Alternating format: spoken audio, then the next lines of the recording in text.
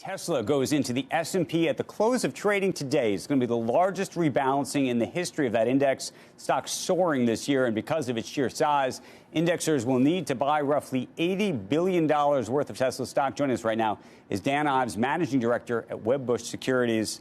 So the big question from a just technical perspective, Dan, is where you think Tesla stock goes from here as a result of the buying that's going to happen, or is it technically already built in?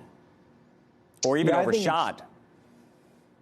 I still think it has fuel in the engine here. I mean, ultimately, I think we could be looking at a 7 handle as we go into next week.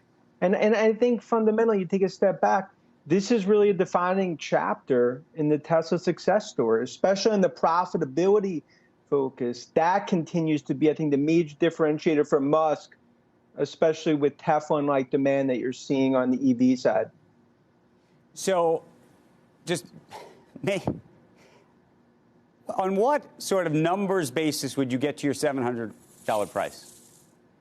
Well, I think 700 is just near term. Ultimately, bull case is still $1,000.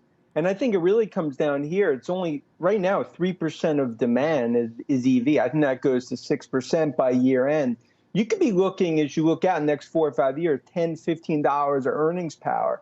That's the key, because you're seeing the demand as well as you're seeing the profitability. And I think investors right now continue to view Tesla as the core way to play EV. I view this as a $1 trillion market the next decade. And that's why I think they continue to grow into their valuation, $1,000 bull case as they execute. And I think we'll see that again over the coming weeks with Q4 deliveries. But is that an argument that it's an auto company and it's going to make those numbers as an auto company, or it's going to make those numbers as an auto company plus something else? Yeah, great point. That's why I've never viewed it as an auto company. I view it as a disruptive technology name in terms of that's the multiple I think it deserves. And you're starting to see that more across EV because of what they're doing. I mean, they've built out the industry in terms of EV. And right now, we're still seeing the early days of demand, not just in the U.S., but especially in China, which continues to be the hearts and lungs of the Tesla bull story. Shepard Smith here. Thanks for watching CNBC on YouTube.